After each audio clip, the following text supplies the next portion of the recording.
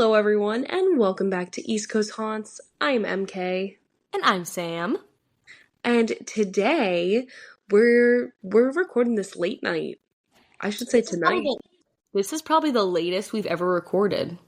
I know. Well, it Almost. is the solstice, so it's like the longest day of the year. So I guess that kind of makes a little bit of sense. We did it on purpose. Exactly. It's the All first according to official day of summer too, right? I think I think that's tomorrow. Okay. Or wait, no, wait. Yeah, I It's think either you're today right. or tomorrow. I think you're right. I think solstice is the official start of summer. Okay. Here we How are. exciting. Happy summer. Happy summer. We kind of have a little bit of I don't want to say a summery location, but it kind of is a summery location today, isn't it? It is. We're living on island time today because Yeah. we are going down to the beautiful Kent Island in Maryland. It's one of my favorite places in the world. My parents have a house down there, and I have spent like pretty much every weekend the past 2 summers down there at the at in the bay. What You are some know, things that you do? Obviously, there's boating. yes, boating, obviously eating lots and lots of seafood, which I will talk about in a hot sec. But of course. Um, and there's like the Big Owl tiki bar, which is so fun. There's a lot of like really good restaurants. There is, oh, actually, if you're ever down in the Kent Island, Stevensville area, there is an escape room down there called Save the Day Escape Room. And I did it with my two sisters and our three boyfriends. I think it was Memorial Day weekend, and it was a really fun time. They have like all classic literature themed Oh, escape rooms, and we did the Frankenstein one, and it was just an absolute blast. I think it's run by a aunt niece duo. So it's like a ooh. family business. And it's really such a great time. That's so Definitely check them out cool. if you're in the area. We'll have to go the next time we're down there. I was gonna say, I know that we're planning on doing something hopefully late summer, so add that to Yes. the list. And I think they host murder mystery dinners too, so Oh my God. right up our alley. There's a lot to do in Kent Island. There is, yes, lots of boating. Pickleball is Of big course. down there. You know how it is. I understand how it is. And there are also a lot of different places to stay, such Yes, there is. as, The Chester River Inn. was that a, Bum, bum, bum. That was a great segue. thank you very much. Nicely done. Um, so I was in charge of doing the history for this specific location. Couldn't find any information on the history. So I'm going to give you a brief history of Kent Island itself. I like that. And then Sam's going to talk to you about the haunts in Chester River Inn. So let me take you way, way back and tell you a little bit about Kent Island, the beginnings of Kent Island. So, Kent Island is located in Queen Anne's County, Maryland, and believe it or not, it's actually the first English settlement in Maryland. So, Oh, it's been around for a while. And actually, it was funny, I was driving down there the other day, and it was after I had done the research for this episode, and I saw a sign as I was driving like near my parents' house, and it said First English Settlement. And I was like, oh my God, that's so funny because I've never noticed that sign before. And then all of a sudden I was like, oh, yeah. I grew up interesting. in Maryland, and I did not know that was the first English settlement. I don't think I ever would have even guessed that. So it's the oldest English settlement in Maryland, and it's believed to be the third oldest U.S. settlement behind two others. Do you want to take a guess what those two others are? Use that history brain. I would love to try. I'm gonna say Jamestown. Ding, ding, ding. Okay. Jamestown and like Roanoke, maybe? Okay, it's funny that you say that. It's not Roanoke, but Okay. if you had asked me, I probably would have said the same Oh, thing. is it Williamsburg? No, Okay. it's Plymouth. Plymouth, like Plymouth Oh, Rock. Shoot, I should have gotten that. I know, but that's so funny that you said Roanoke because like when I was doing my research and I was reading about it, I was like, oh, it's probably Jamestown and Roanoke. And Right? I was then kind of it's assuming. funny. And also, like, yeah, like they're in like the Maryland, Virginia area, so I was like, it would all go together. Okay, good. I'm glad I'm not the Yes. only one that thought that. Good. I know that actually reassured me a little bit as well. So anyway, so Kent Island is connected to the mainland Maryland by the Kent Narrows Bridge, which goes over it's aptly named, it goes over the Kent Narrows waterway, and the Chesapeake Bay Bridge, which you guessed it, goes over the Chesapeake Bay. So easy to remember there. Um, Kent Island had been inhabited by Native Americans for 12 decades, so that's 12,000 years. Oh no, 12 centuries. 12 centuries. My bad. My bad. So that's 12,000 years before English settlers, quote unquote, discovered the island, which is like, come on. Yeah, Um, classic. yes, you know, those English settlers coming in messing up everything. Um, the Mattapique tribe, though, was the first recorded tribe to live there, and they were like a small subsect of the Algonquin tribe. Okay. Um, and just like a fun fact, there is like a Mattapique State Park now on Kent Island, and the Mattapique tribe used to call Kent Island Monopsin, Monoponsin. Which means, And I'm not sure what that or means, that's but what they called it. Okay. that was their name for this settlement. So the first person to ever see Kent Island is supposedly a very famous English settler. And I don't want to quiz you on your US history too much, but do you want to guess who that might have been? I feel like John Smith. Yes, very No good. way. Yes. Oh, sweet. I was gonna say maybe John Smith is too obvious, but okay, sweet. I'm doing pretty well. You are doing I would give you an A minus. Thank you. I will You absolutely take that. I at this point if I could get an A minus in history, I would take that in a heartbeat. As would I. So, Captain John Smith is thought to be the first to have actually seen Kent Island, but it wasn't settled officially until 1631 by William Claiborne, who had come from the Jamestown settlement, and he named Kent Island after his home, which is Kent in England. Oh, okay. So that's Interesting. where the name comes from. And he had actually gone to the island with the intent of trading with local tribes. So he built up a small settlement there, and actually the original settlement burnt down during their first winter, but it was rebuilt at a like remarkably quick pace. And the new settlement included a trading station, a grist mill, and a courthouse. So they were pretty set up, like permanently established All here. the essentials. Exactly. Which I'm not like, obviously I get trading station, like grist mill, feeding, like that's all good. You would think like courthouse, yeah, courthouses are important, but like if you're settling a piece of land, like I don't know if courthouse would be in my top three things to Actually, put there. let's first get the food and gathering situation under control before we Yes, perhaps some impose. lodging. Yeah, before we impose. Yeah, the courthouse. That's interesting, but I guess it worked out for them. Yeah, no, I mean, hey, it's still standing, so they're all good there. Wow. When Kent Island was originally settled, there were initial disputes over whether the island belonged to Maryland, and that like kind of whole notion was headed by, I'm really going to try not to butcher this name, Cecilius Calvert, Okay. or Virginia, which is who William Claiborne had originally claimed the land for because he was from Jamestown. Drama.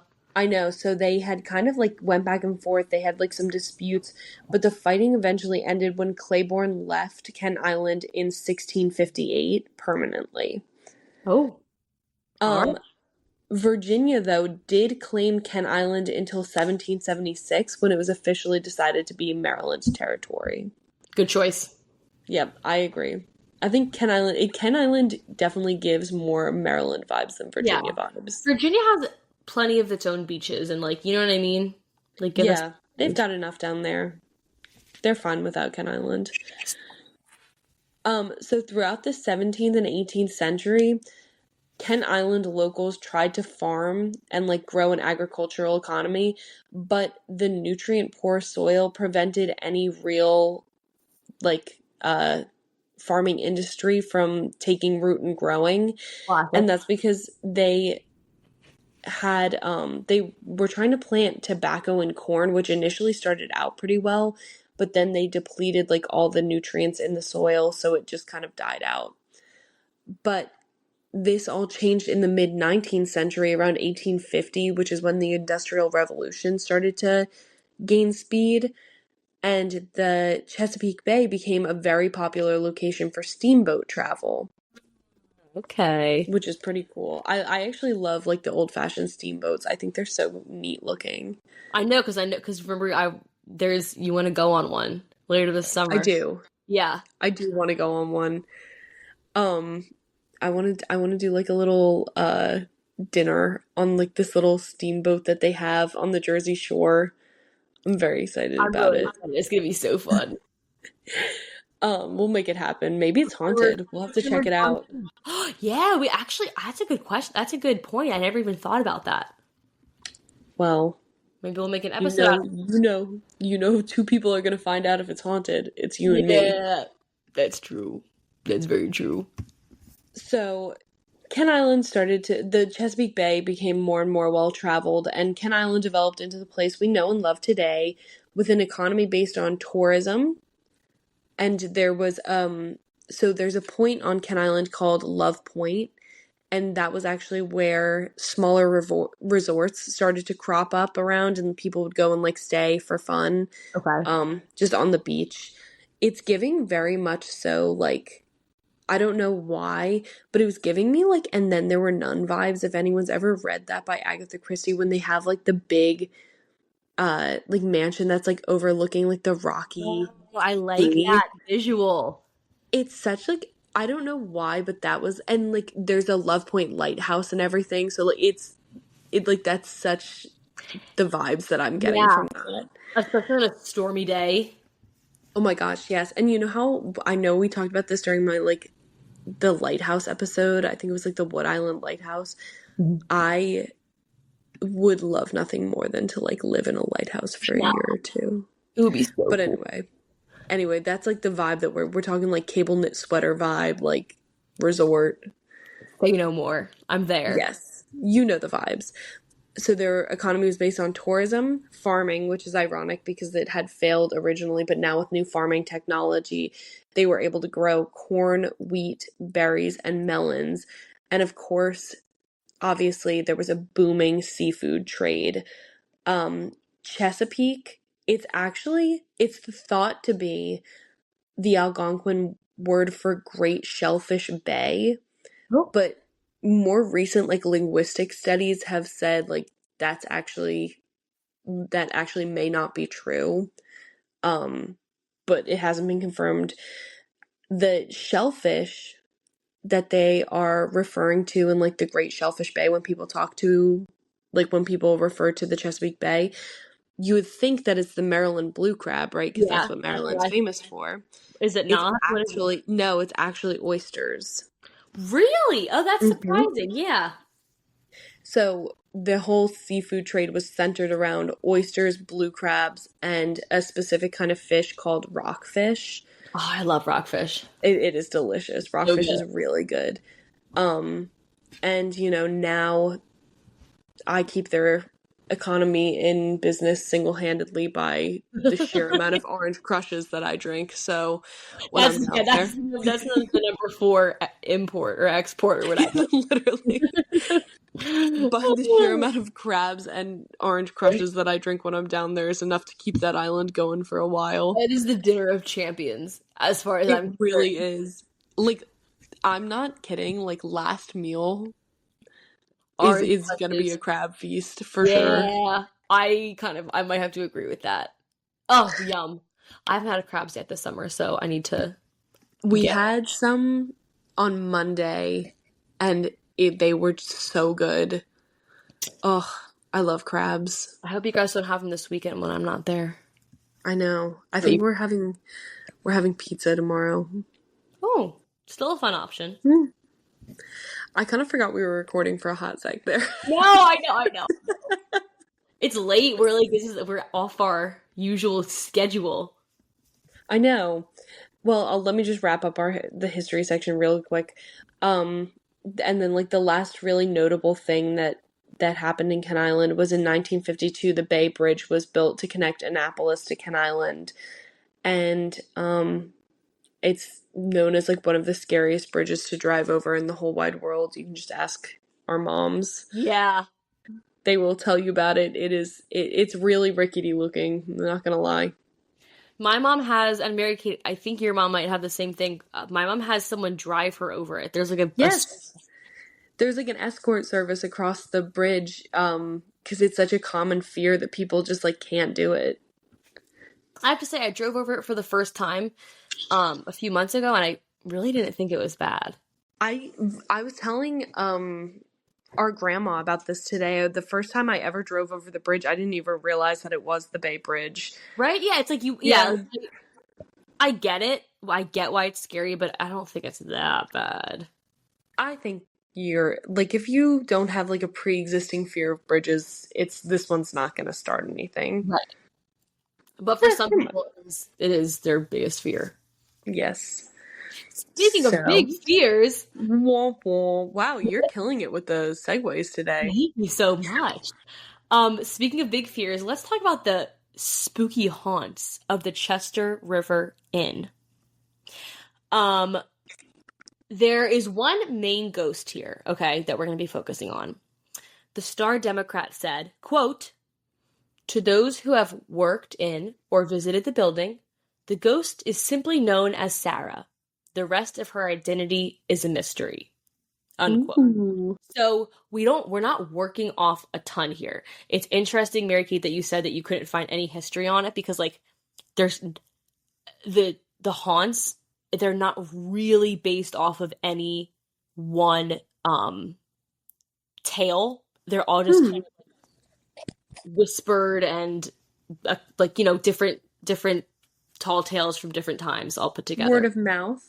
Word of mouth, oral history, if you will. So, according to the Book of History and Houses, A Ken Island Heritage by Mildred C. Scotch, there was a woman named Sarah Blangy Price, and she actually owned the land that the Chester River Inn was on. She owned it back in the 1750s, which I think is very uncommon for a woman back then to own the land. Good for her.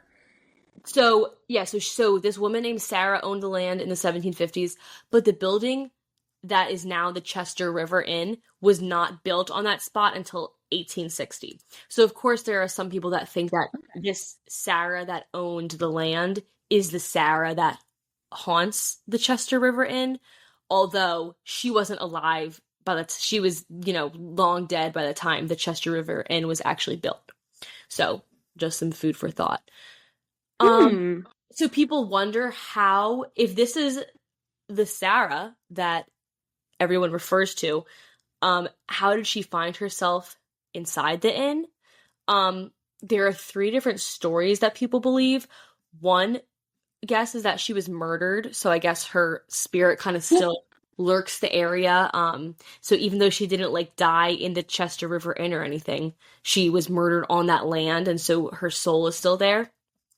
Some people think that Sarah was a child waiting for her parents that never returned from a long journey. So this theory is, it doesn't really have anything to do with the other theory of the Sarah owning the land. This is like a separate one.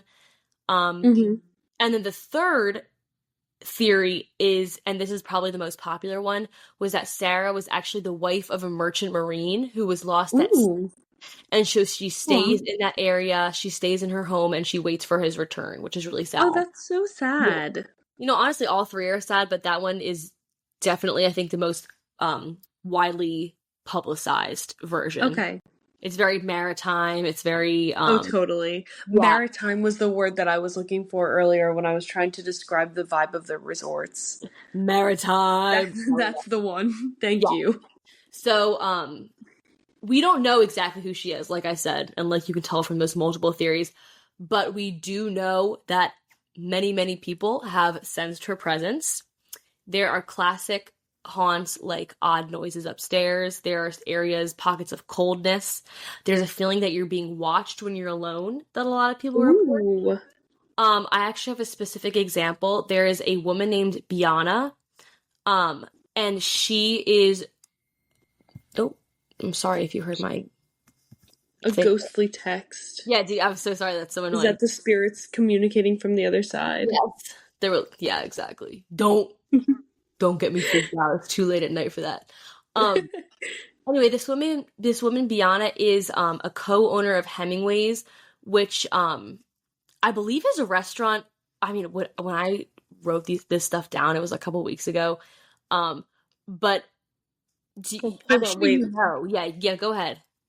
So I was actually gonna mention this and I totally forgot. So the Chester River Inn does not actually exist anymore. The Chester River Inn became Hemingway's and it's Oh, located on like literally right next to the um Chesapeake Bay Bridge.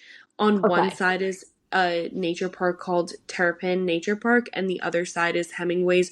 Hemingway's also no longer exists anymore. It's now called Libby's Coastal Kitchen, and the reason that I know so much about I know I was like remiss when I was like, oh, I don't really know that much about the history of this place. My Fuck. parents got engaged there. Right. Yeah, Yeah, your parents got engaged at Hemingway's. Oh my gosh. yeah. I knew it sounded familiar, but then I was thinking like, oh, maybe I'm thinking of like Ernest Hemingway. Oh, that makes so much sense. Your parents did get engaged here. So it's kind of funny because like we went to Hemingway's like a couple of times when we were younger, and like now we go to Libby's Coastal Kitchen. So the entire time we were doing like research on this episode, I was like trying to find like this Chester River Inn, and I was like, where is it? Like where on the island is it? Couldn't find it on a map. Like couldn't find anything about the history, and I just now like pulled up an article, and it was like, oh yeah, Chester River Inn like became Hemingway's, and I was like, oh my god.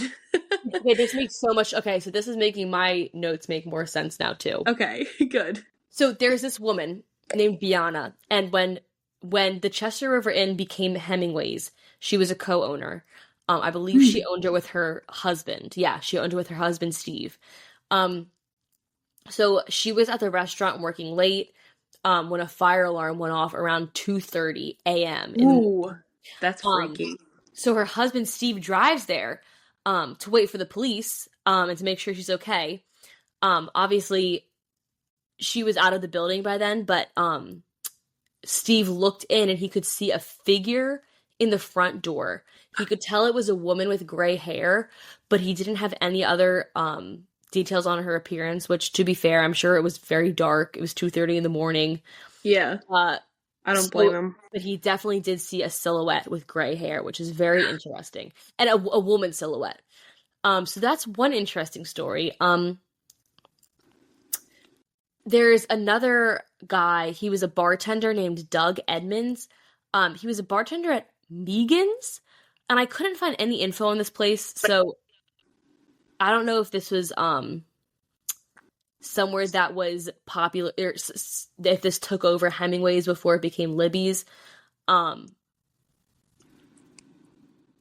I'm not sure. I've never heard of it before. yeah, I couldn't find anything, but anyway, either way, this bartender said that he felt that Sarah had joined him behind the bar on several occasions when he was Ooh. alone. So I thought that was kind of interesting. She was like keeping him company um as he worked. And if this Megan's place is not in the exact location of the Chester River Inn slash Hemingway's, it would be kind of interesting because it means that Sarah's like, bopping around a couple different locations. Um Yeah, that is interesting. We really have not covered a whole lot of like traveling spirits, you know? yeah, you because usually they do seem to be, all in one place, but there's definitely the potential that Sarah, especially if this is the Sarah that, owned that big plot of land, like maybe she like, is free to wander around whichever area of the land she wants. I don't know. Hmm. Interesting. Very interesting. And he Interesting also, stuff. this bartender Doug said that he has also felt someone touch him on the shoulder before, and then he turns around and no one's there. Um, Ooh. so he also said that one night Sarah was feeling mischievous. And he and a bartender one night, it was like 11 p.m., they were standing at the bar when within like 20 or 30 minutes of each other, three different martini glasses like flew off the rack and crashed to the ground. Like, I'm pretty sure they think she was just being like a little bit like cheeky and funny and like making these three martini glasses like fly off to the point where they couldn't be like, oh, like that was an accident. They were like, what was that? What's going on here? So it seems like Sarah, that's like pretty much the only information I could find, but she seems fun and she seems pretty fun and friendly. She seems chill. I'd like to go hang out with Sarah. Yeah. She seems like a nice gal. And she seems to fit like the chill laid back vibe of Kent Island. Would you agree? I would agree. Actually, before I forget, I do want to share something interesting. Please do. It seems to me that Kent Island might be like, I mean, since it's such like an older part of history in the US, Mhm. um, it seems to be a very like haunted place, and it kind of makes sense. So, just a couple of like other quick places that I wanted to mention around Kent Island that I've heard from the locals that are haunted. Go on. Um, so my parents live right around a little development called Queen's Landing, and there's a restaurant in there. It used to be called Chesterfields, and I believe your mom used to be a waitress there. I also believe she was, yes. Apparently, Chesterfields, it's now like a dual restaurant. It's a Cafe Sado, it's a sushi restaurant, which is very good, Ooh. and the Poorhouse, which is one of my favorite Kent Island eateries. But that building is supposedly haunted, and I also talked to one of my parents' neighbors in Kent Island who said that she used to work at a nearby restaurant too, and like they used to have to draw straws to go in the basement because it was so freaky down there, and like people would get very weird Oh, feelings and stuff. wow. It's so that's definitely haunted, and then there's a couple more historic sites around the island that, as I was doing my research, popped up as haunted. So we might have to revisit Kent Island in the future. And literally revisit, like, go there because we know people that live there. We can go to the poorhouse and do our own investigation Over a couple pours, perhaps. over a couple of orange crushes, perhaps. I think that actually would be delicious. Orange crushes and crabs is the theme of the night. Let's do it. Okay. All right, we will. I will say though, as many times as I have been to the poorhouse, I have not had any paranormal experiences there. So Well, but now that you know what to look out for, it might be different. true. Especially after you've had a couple drinks and your mind I is. was just about to say, after I crush a few crushes, who knows what I'll be seeing? You'll start, yeah, the room will start spinning. You'll be like, it's haunted. I'm just Oh, kidding. spirits, let me out of your grasp. Um. Anyway, I might be under the influence of another spirit that night. Oh, that was Yeah. good. Oh, I Thank wish you. I thought of That that. was I kind wish of I funny. thought of that for you. Anyway, it's today is now tomorrow, and we gotta wrap this episode up. So We'll talk to you we soon. we'll talk to you soon. We'll be back. We know this was kind of a long jump in between episodes, but we're back on our roll now, Yes, we and are. we've got some exciting Patreon episodes coming up. So if you haven't checked us out on there, check us out. And until next time, we're just two ghouls creeping it real. You. Okay, bye. Bye.